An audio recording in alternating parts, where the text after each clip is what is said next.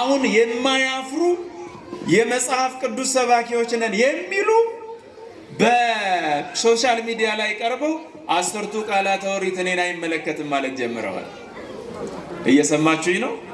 ይሄ 10ቱ ቃላተ ኦሪት የሚባለው እኔን አይመለከትም ብሎ እንደው በግልጽ ሳያፍር ነው የሚናገረው። ዜና ላይ ቀርቦ ማለት ነው፣ ቲቪ ላይ ቀርቦ። ታዲያ ማንን ነው የሚመለከተው ሲባል አይ ለኛ አልተሰጠም፣ እሱ የተሰጠው ያኔ ለነበረው ህዝብ ነው፣ ስለዚህ መጠበቅ አይገባኝም ብሎ ይከራከራል። ምንድነው ስም ሲባል ግን ፓስተር ብሎ ይናገራል። ያኔ ሰዎች 12 ሰው ከሆኑ አንድ ምኩራብ ይሰራሉ በአካባቢያቸው ማለት ነው። አሁን ኦርቶዶክሳውያን ስንት ሰው ሲሆኑ ነው አንድ ቤተ ክርስቲያን እንዲሰሩ የሚፈቀድላቸው?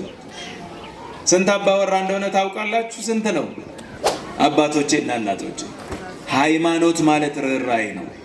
ከሚያለቅሱት ጋራ ማልቀስ፣ ከሚቸገሩት ጋራ መቸገር።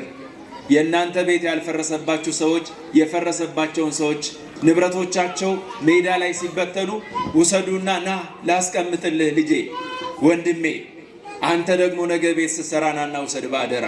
ክርስትና ወይ ነው። ጸሎት የሚሆን ለወረ ጎዶሎ ቢሆን እኔምነ ባረከኝ እኔን። በስመ አብ ወወልድ ወመንፈስ ቅዱስ አሐዱ አምላክ አሜን። በስመ አብ በሉ። በስመ አብ ወወልድ ወመንፈስ ቅዱስ አሐዱ አምላክ አሜን።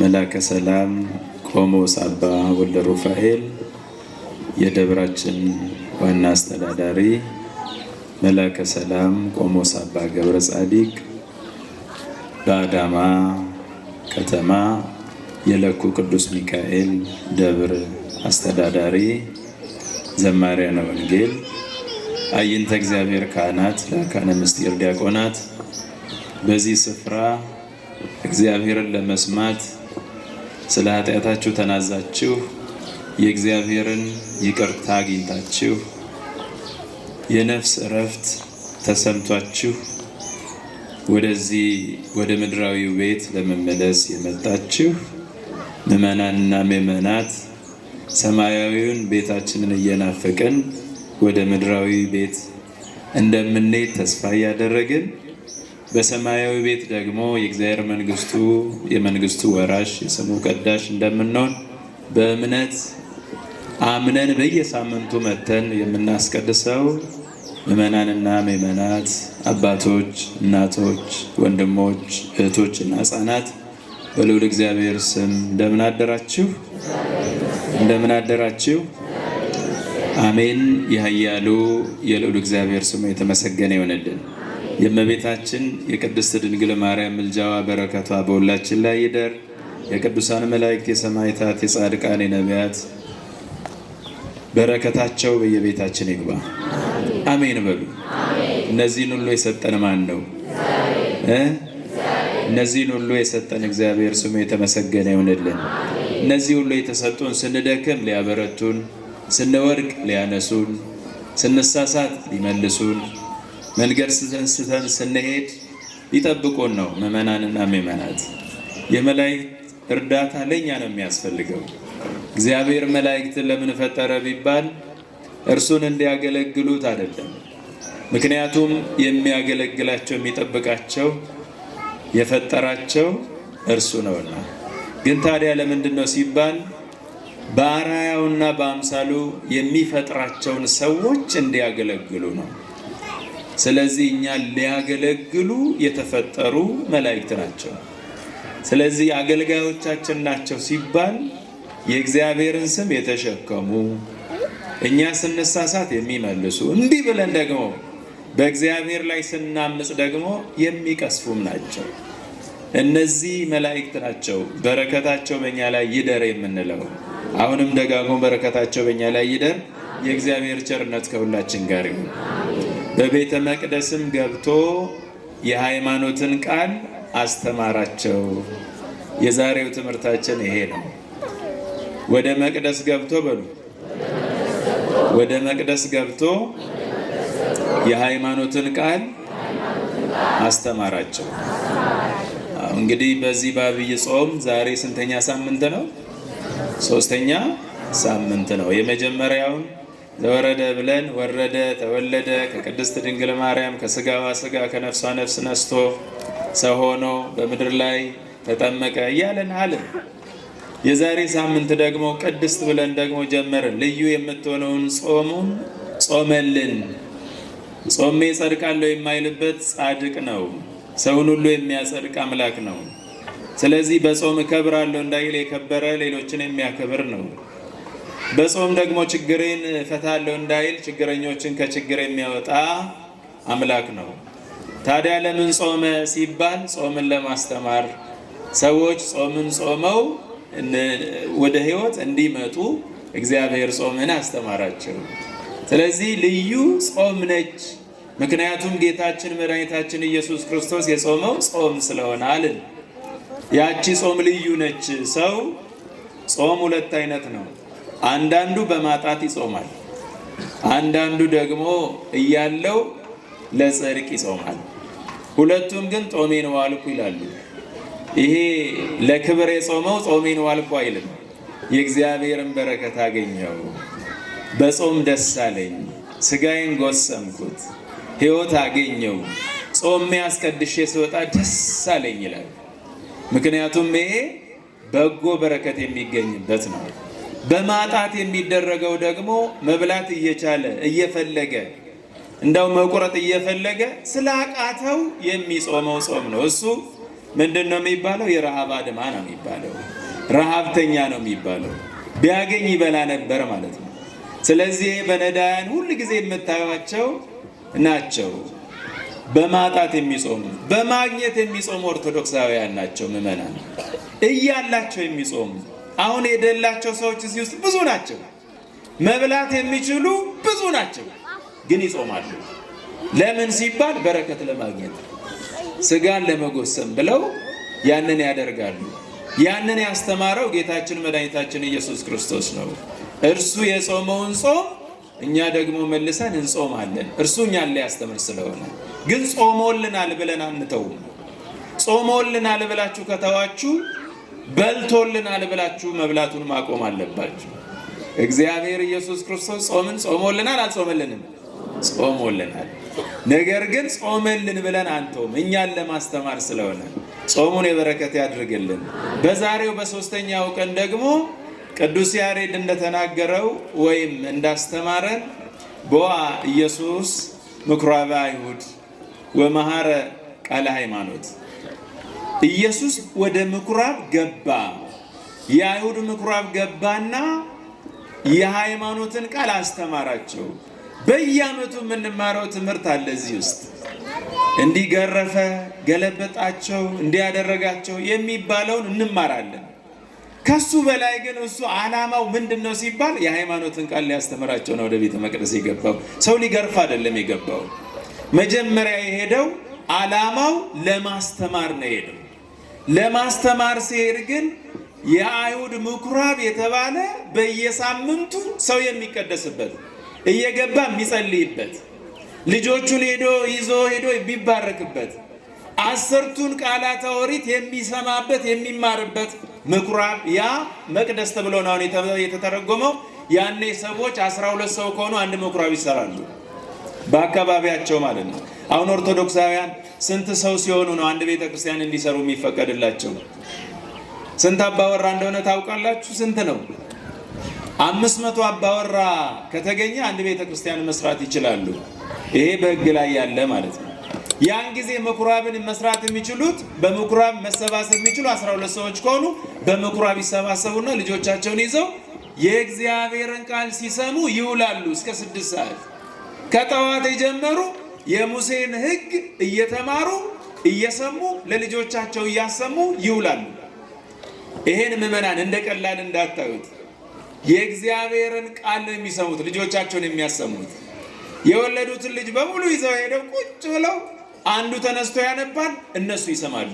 የትኛው ነው ያላችሁ እንደሆነ ከእግዚአብሔር በቀር ሌላ አምላክ የለም፣ ሌላ አምላክ አታምልክ፣ ሰንበትን አክብር፣ አትስረቅ፣ አትዋሽ፣ አትግደል፣ አታመንዝር፣ በሐሰት መስክር የሚለውን ሁሉ ይሰማሉ። ልጆቻቸው ይሄን እየሰሙ ያድጋሉ። ታዲያ ልጆቻችሁ ይሄን እንዲሰሙ አድርጓቸው። አሁን የማያፍሩ የመጽሐፍ ቅዱስ ሰባኪዎች ነን የሚሉ በሶሻል ሚዲያ ላይ ቀርበው 10ቱ ቃላተ ኦሪት እኔን አይመለከትም ማለት ጀምረዋል። እየሰማችሁኝ ነው? ይሄ 10ቱ ቃላተ ኦሪት የሚባለው እኔን አይመለከትም ብሎ እንደው በግልጽ ሳያፍር ነው የሚናገረው። ዜና ላይ ቀርቦ ማለት ነው፣ ቲቪ ላይ ቀርቦ። ታዲያ ማንን ነው የሚመለከተው ሲባል አይ ለኛ አልተሰጠም፣ እሱ የተሰጠው ያኔ ለነበረው ሕዝብ ነው፣ ስለዚህ መጠበቅ አይገባኝም ብሎ ይከራከራል። ምንድነው ስም ሲባል ግን ፓስተር ብሎ ይናገራል። ስለማን ነው የምታስተምረው ሲባል ስለ እግዚአብሔር አስተምራለሁ ይላል። እየሰማችሁኝ ነው? ልጆቻችሁን አምጡና የእግዚአብሔርን ቃል እንዲሰሙ አድርጓቸው። በምድር ላይ ልጆቻችሁ ሁለት እድል ብቻ ነው ያላቸው። ወይ እግዚአብሔርን ይሰማሉ ወይ ሰይጣንን ይሰማሉ። እግዚአብሔርን እንዲሰሙ እድል ከሰጣችኋቸው እግዚአብሔርን ይሰማሉ። እግዚአብሔርን እንዲሰሙ እድል ከነፈጋችኋቸው ሰይጣንን ይሰማሉ። ሰይጣንን የሚሰማ ትውልድ ይሰርቃል፣ ያመነዝራል፣ ይገርላል፣ ሁሉን ነገር ያበላሻል። እግዚአብሔርን የሚሰማ ትውልድ እግዚአብሔርን ይፈራል። እግዚአብሔርን ከፈራ ክፉ አይሰራም። ይህንን ነው እየተቃወሙ ያሉት አሁን ምድር ላይ ያሉት ሰዎች። ስለዚህ ያኔ በምኩራብ የሚሰራው ስራ ይሄ ነበረ። ቀስ እያለ ምኩራቡ እየተበላሸ መጣ። የእግዚአብሔር ትምህርት ከዚያ ውስጥ እየወጣ የሰው አስተምሮ እየገባበት መጣ። በየሳምንቱ ምኩራብ ሄደው ቃለ እግዚአብሔር ይሰሙ የነበሩ ሰዎች ነጋዴ እየበዛ መጣ። በሩ ላይ ሙሉ በሙሉ ንግድ ሆነ። የእግዚአብሔርን ቃል ሊሰሙ የሚሄዱ ሰዎች በየሳምንቱ እየሄዱ ቁጭ ብሎ ሲሰሙ የነበረውን ትተው ቆንጆ ቆንጆ ልብስ፣ ቆንጆ ቆንጆ ወርቅ፣ ቆንጆ ቆንጆ ሰዓት ከዛ መግዛት ጀመሩ። መጀመሪያ እንዴት ጀመረ ሲባል ርግብ የሚሸጡ ሰዎች መጡ። ርግብ መስዋዕት ስለነበረ። በግ የሚሸጡ ሰዎች መጡ። በግ መስዋዕት ስለነበረ። እና ዋኖስ የሚሸጡ ሰዎች መጡ። ዋኖስ ያኔ መስዋዕት ያደርጉ ስለነበረ። ቀስ እያሉ ይህን ከጨረሱ በኋላ ዋናው ንግድ ውስጥ ገቡ። ሰዎች የእግዚአብሔርን ቤት መነገጃ አደረጉት። በየሳምንቱ የእግዚአብሔርን ቃል ሊሰሙ የመጡ ሰዎች መረበሽ ጀመሩ። ይሄው አሁን ቆማችሁ ቤተ እግዚአብሔር ዳዊት እንደምትደግሙ ጸሎት እንደምትጸልዩ ከዚያ ደግሞ ትንሽ ወረድ ብሎ ደግሞ የሚሰማው ድምፅ ይሄ 10 ብር ነው፣ ይሄ 5 ብር ነው፣ እዚህ ያለቀ እንዲህ ቄጠማ ምናምን እንደሚባለው ቆሞ የሚጸልይ ሰው መረበሽ ጀመረ። እግዚአብሔር በዚህ አልተደሰተም። አባቶቼና እናቶቼ፣ አሁን ብዙ እናቶች አላችሁ አይደል? ቤተ እግዚአብሔር መታችሁ አንዳንዱ ረስቷል።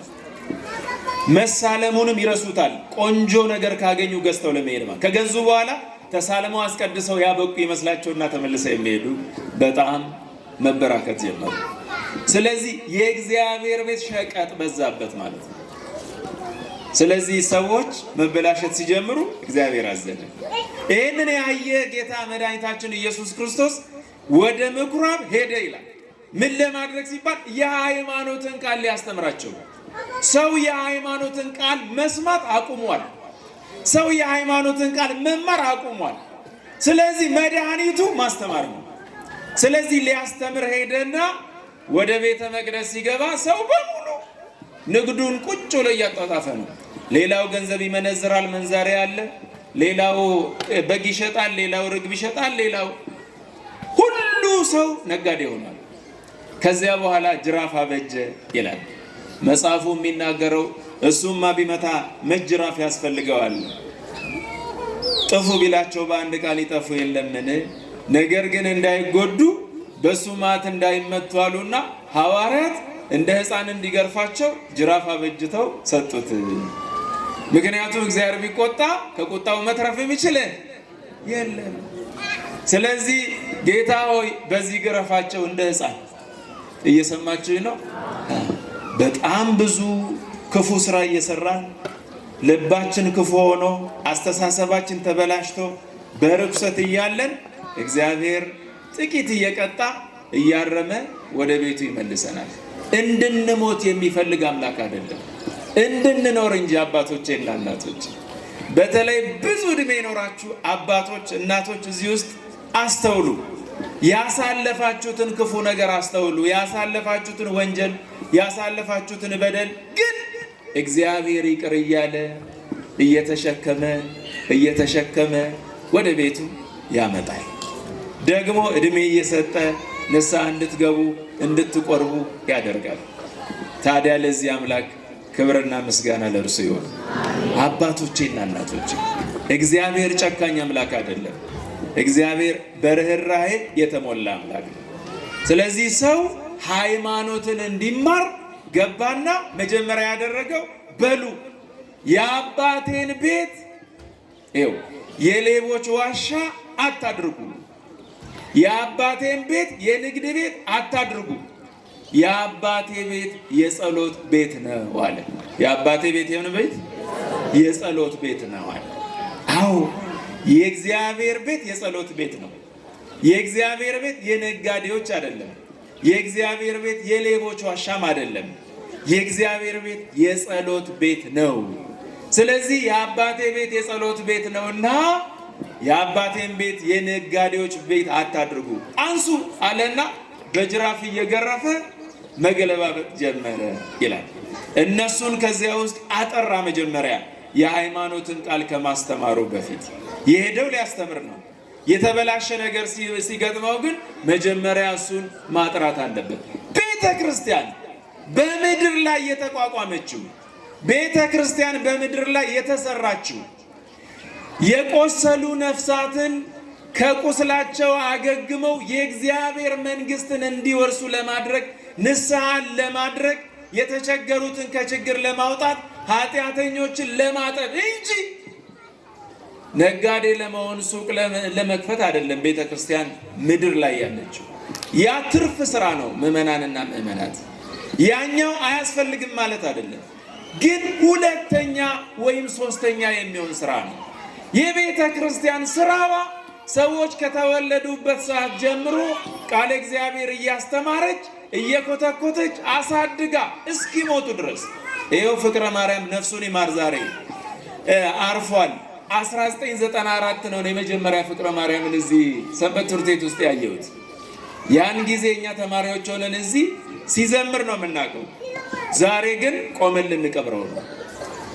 እንዴት ቢባል በቤተ እግዚአብሔር ውስጥ ሳይወጣ እየዘመሩ መሞትን የመሰለ በጎ ነገር የለም። አባቶቼና እናቶቼ እያስቀደሱ መሞትን የመሰለ እድል የለም። በጣም ብዙ ልጆች ከሱ ጋር ነበሩ። ዛሬ መናፍቃን የሆኑ ማርያም አታማልድም የሚሉ ዛሬ አብረው ያኔ ሲዘምሩ የነበሩ ኢየሱስ አማላጅ ነው ብለው በድፍረት የሚናገሩ ያኔ ከፍቅረ ማርያም ጋር እዚሁ ሰንበት ትምህርት ቤት አዳራሽ የነበሩ አሉ። ዛሬ እነሱ በቁም ሞተዋል። ይሄው ዛሬ እርሱ በክብር በእልልታ በማህሌት ይሸኛል። እንደዚህ አይነት እድል የለም አባቶቼና እናቶቼ።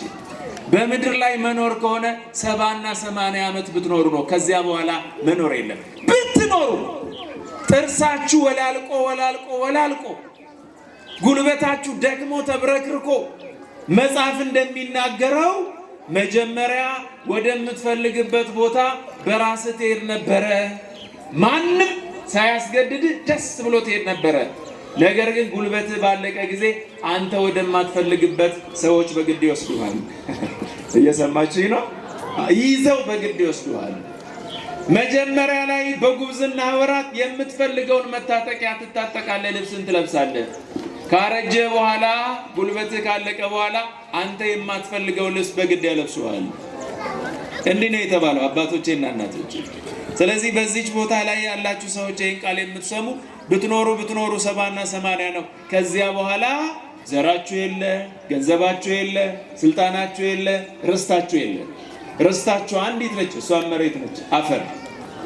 ስለዚህ ከሷ በኋላ ያለውን ህይወት እንድንቀላቀል ግን ዛሬ በምኩራብ ገብተን በቤተ መቅደስ ሆነን የምንማረው የሃይማኖት ቃል ህይወትን ያድሳል። ታዲያ ጌታ ገባና ማስተማር ጀመረ። ቤቴ የጸሎት ቤት እንጂ የነጋዴዎች ቤት አይደለም እኔ ያለ። ከዚያ በኋላ ምህረትን እንጂ ከመስዋዕት ይልቅ ምህረትን እፈልጋለሁ አለ። ከምታቀርቡት ወርቅ በላይ በእናንተ ልብ ውስጥ ያለውን ንጽህና፣ ምህረት፣ ርኅራኄ እፈልጋለሁ አለ። በርካቶቻችን በገንዘባችን ደም እያፈሰስን ግን ብዙ ገንዘብ ለቤተ እግዚአብሔር እንሰጣለን። ምን ያደርግለታል እግዚአብሔር? ወንድሞቼና አባቶች ተገዳድለንበት በሰራነው መሬት ላይ ወንድማችንን ገድለን ብዙ መሬት ወስደን አርሰን ብዙ ኩንታል ለቤተ እግዚአብሔር ብንሰጥ ይሄ እኮ ማላገጥ ነው። እግዚአብሔር እሱን አይፈልግም። እግዚአብሔር የምንፈልገው አለ ከመስዋዕቱ ይልቅ አለ ምህረትን እፈልጋለሁ። እርስ በርሳችሁ የምታደርጉትን አንድ ላይ ሆናችሁ የምታደርጉትን በጎ ነገር እፈልጋለሁ። ማን ነው ይህንን ሃይማኖት አድርጎ የያዘው? ማን ነው ይህንን ሃይማኖት አድርጎ የተከተለው? በተለይም በእኛ ዘመን፣ በተለይም በእኛ ጊዜ አሁን በሚደረገው በከተማችን ውስጥ ያለውን እዩ። እያንዳንዱ ቤት ይፈርሳል አይደል? ለልማት ተብሎ ይፈርሳል። ግን እሱ አይደለም መፍረሱ አይደለም። ሲፈርስ በዚያ ውስጥ የራሳቸውን ሕይወት ለማደራጀት የሚመጡ ሰዎች እድል ደርሶ ቤት የፈረሰባቸውን ሰዎች ጠጋ ይሉና ውድ ዋጋ የሚያወጣውን ዕቃቸውን በርካሽ ገንዘብ ለመግዛት ይሯሯጣሉ። ሰው እያለቀሰ ገንዘቡን መሬት ላይ አፍስሶ እነሱ መጥተው ያውቁታል። ሕሊናቸው ያውቃል። የሚሰራውን ነገር ያውቃል። ምን ስንት እንደሚያወጣ ያውቃሉ። ግን ይመጡና በትንሽ ገንዘብ እንካ በቃ ልግዛ ይላሉ። ገዝተው ከሄዱ በኋላ የታባቱ አገኘሁት በችግር ጊዜ ይላሉ። ነገ ያንተ ደግሞ ይፈርሳል። ሌላ ደግሞ ይዘጋጃል ያንተን ደግሞ መጥቶ የሚገዛ። አባቶቼ እና እናቶቼ ሃይማኖት ማለት ርኅራኄ ነው። ከሚያለቅሱት ጋራ ማልቀስ፣ ከሚቸገሩት ጋራ መቸገር።